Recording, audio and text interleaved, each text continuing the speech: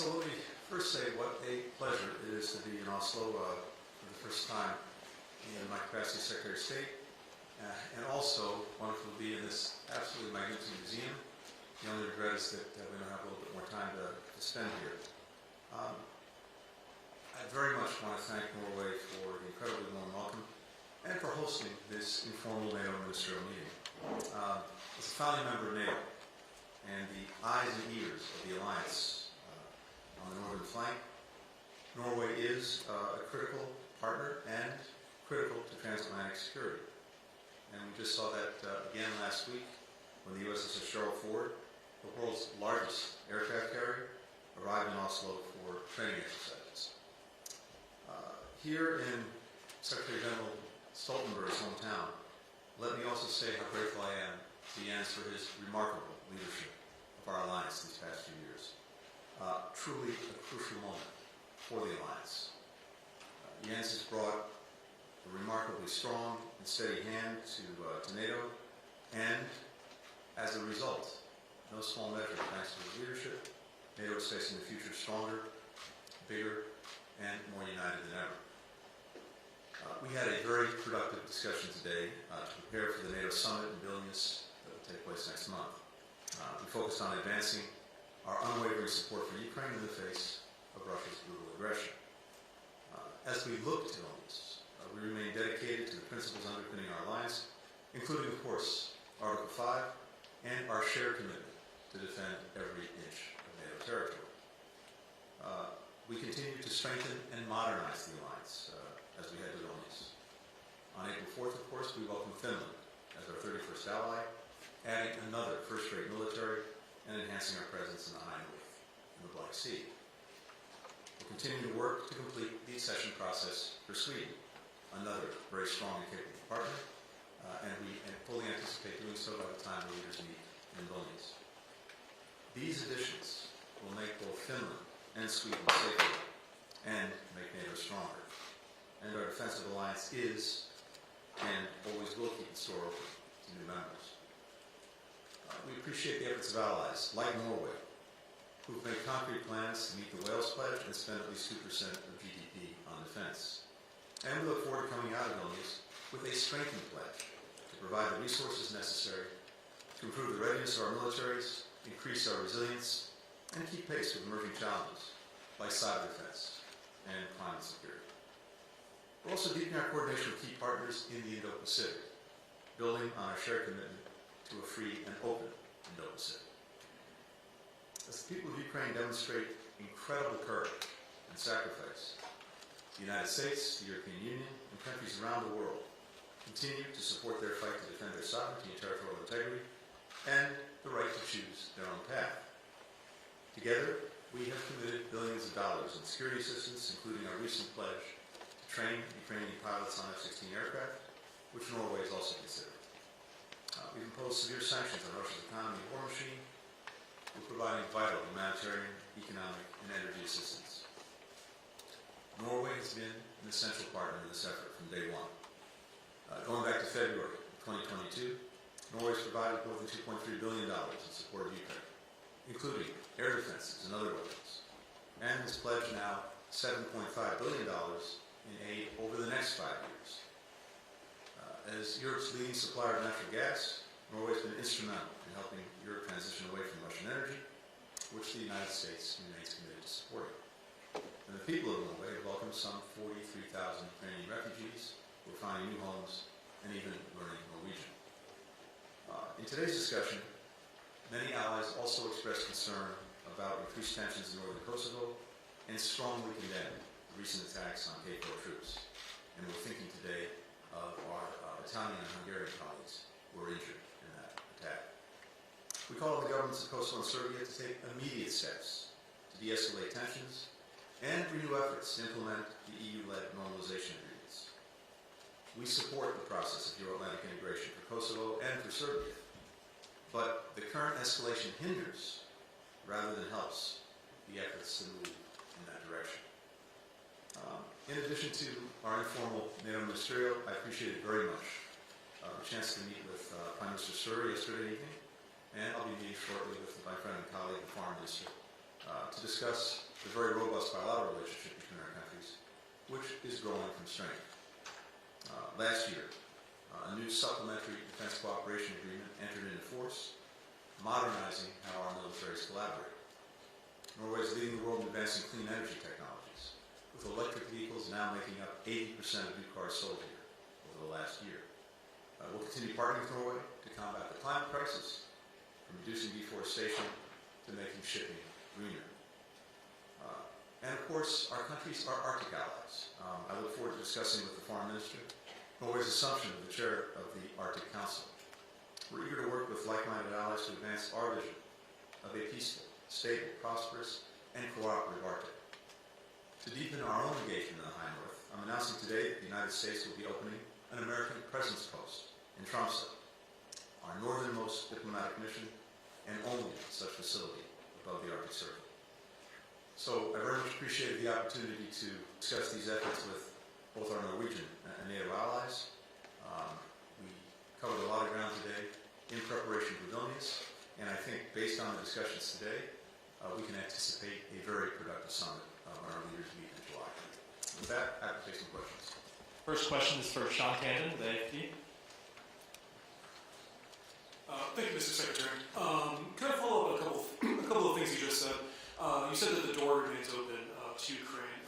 Here in the talks leading up to the Vilnius summit, what political commitments do you think NATO should give to Ukraine, if any, at this point, in addition to military aid? And on the issue of Kosovo, you mentioned the call to de-escalate tensions. You've criticized the leaders of Pristina for the actions that they've taken. How much leverage does the United States or other NATO members have over those decisions, and how do you assess the role of Belgrade and Moscow in this? And with your indulgence, can I just briefly ask about the situation in Sudan? You have a breakdown of the talks there, the army withdrawing. Are you optimistic at all of talks restarting or a peace process restarting at some point? Thank you. Thanks very much, Sean. So, with regard to Ukraine, I think based on the discussions today, the first thing I'd say is that at Vilnius, when the leaders meet for the summit, we and our friends in Ukraine can anticipate a very robust package of both political and practical support. Everyone here stands behind the Bucharest commitment. That hasn't changed.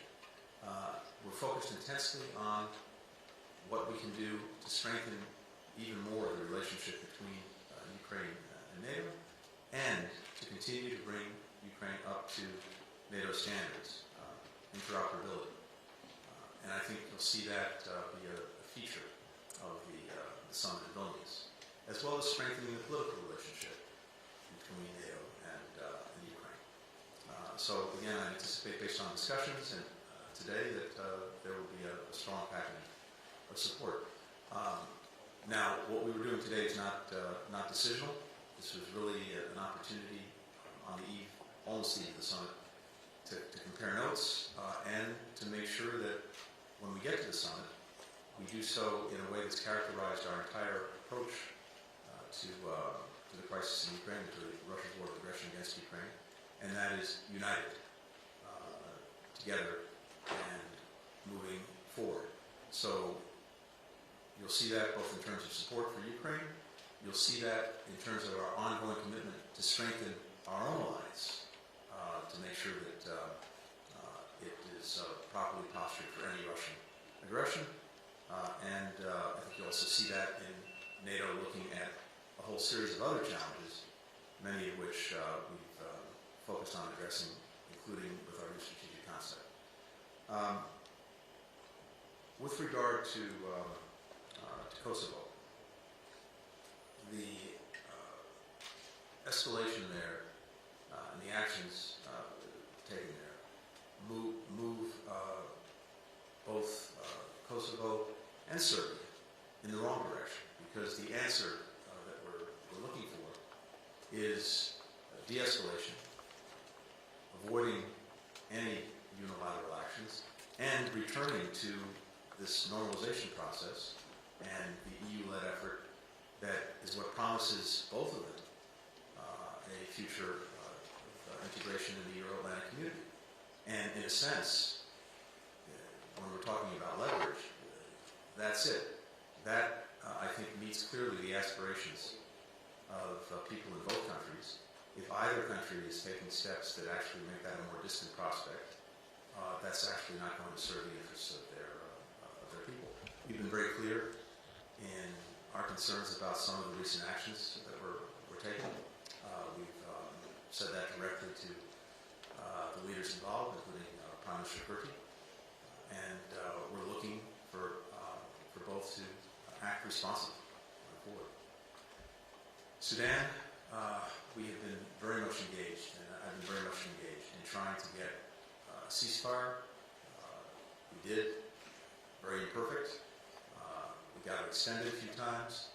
We did see the provision of humanitarian assistance moving forward, but it has been incredibly imperfect and incredibly fragile, and now we're seeing actions, again, by both sides, in clear violation of the commitments they made in terms of the ceasefire.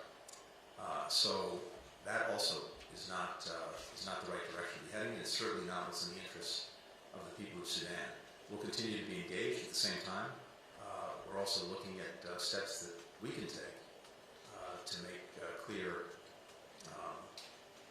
our views on any leaders who are moving Sudan in the wrong direction, including by perpetuating the violence and by violating the ceasefires that they've actually committed to.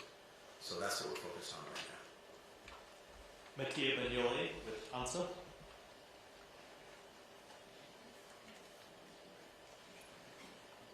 Yes. Thank you, Mr. Secretary, for the opportunity. I want to go back to Kosovo for a second, please. Regarding the rising tensions that we are seeing over there, NATO has already announced an increase in its presence, and is the US also ready to deploy more troops at Bonfield base? So the United States already has forces there as part of the existing mission. The plus-up, we have several hundred forces as part of the KFOR mission. The plus-up that was announced by NATO, I don't think will involve additional U.S. forces, but as I said, there are already U.S. forces as part of the KFOR mission. There are now an additional roughly 700 troops who will be added to the approximately, I think, 4,000 or so who are already there. But again, the most important thing is for the parties themselves to de-escalate, to stop engaging in unilateral actions, and to return to the EU-led dialogue. That is the path forward. That is what we are strongly urging both parties to do. That's very much our expectation for what we'll see in the days and weeks ahead. Next question is for Will Malden with the Wall Street Journal. Thank you, Mr. Secretary. I wanted to follow up on Sean's question and ask, based on the conversations that you heard at the informal meeting, a group of the majority of NATO countries, their Foreign Affairs Committee chairman wrote today saying that there should be a clear path toward membership for Ukraine and a strong security guarantee. Is that something that's consistent with what you heard in the room, or is there still a deep divide between those who want NATO membership for Ukraine and those who don't? And then following up on where you said practical support for Ukraine, would that be some kind of scheduled weapons delivery or assistance long term? Something like the U.S. provides for Israel, or were you referring to something else? Thank you. Well, first, I think it's, again, very clear from today's discussion that every ally stands by Bucharest. There is no division on that proposition. NATO is a consensus-driven organization, so any steps that we take have to be taken by consensus of all 31 countries who are currently members of the alliance. As I said, when we're looking at Vilnius, our focus is twofold. First, we have an immediate focus, both through NATO, but also on an individual basis, with the now more than 50 countries that have been supporting Ukraine. An immediate focus on maximizing our support for Ukraine as it engages in a counteroffensive to take back its territory seized from it by Russia over the last year and a quarter. At the same time, we're also focused on helping Ukraine build up its medium to long-term deterrent and defense capacity so that if and when the current aggression settles, Ukraine has the full capacity to deter and, if necessary, defend against future aggression. And NATO has a role in that in terms of the work that it can do to help bring Ukraine up to NATO standards in its planning, in its interoperability with NATO, and then individual countries are playing a role in that, and will be playing a role in that, including by providing not only the immediate support to Ukraine, but also longer-term support, so that, again, over time, Ukraine can fully build up its deterrent and defense capacity. We talked about all of that today. We, of course, have been engaged in those discussions directly with Ukraine. Other countries have as well, and I think you'll see a lot of that coming together in the weeks ahead. But the NATO piece of this is, as I said, strengthening the political relationship between Ukraine and NATO. I think the Secretary General talked about some of the elements of that, but again, I don't want to get too far ahead of the summit itself, because ultimately these are decisions that the leaders have to make and finalize. But also, as I said, very practical support, including the work that NATO will do to help bring Ukraine fully up to NATO standards. So all of that will be coming forward in the next weeks, and as I said, my full expectation is there'll be a very strong package of support on both the political side and the practical side when the leaders get together in Vilnius. And the path towards NATO accession that the chairman mentioned, is that something that was on the table today, or they saw agreement on? This was part of our discussion today, and I think we'll now have an opportunity, everyone will have an opportunity to discuss that back home with our respective leaders, and I fully anticipate that will be part of the conversation at Vilnius. But again, I'm also confident the result in Vilnius will be a robust package of political and practical support for Ukraine. Final question goes to Vilde Weekend with Aftenposten. Yes, Secretary Blinken. With increased tensions with Russia and Sweden and Finland joining NATO, has the Nordic region become more important for the United States? And can you elaborate a little bit on what the American presence post in Tromsø will entail? And can we also expect more American military presence in our area and in the high north? Thank you. Thank you. A few things.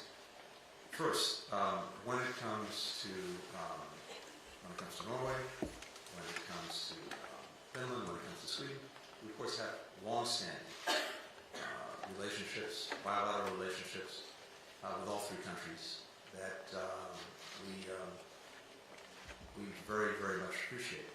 And I think you've seen over the years, we've been working in a variety of ways with all three countries when it comes not just to security, but to trying to deal with challenges both in Europe and in the region, but also well beyond, to include the Arctic, but also to include global challenges, food security, energy security, global health, etc. So those partnerships have been vital for a long time. But now we have the development that Finland has joined Norway as a NATO ally, and Sweden will soon do the same thing.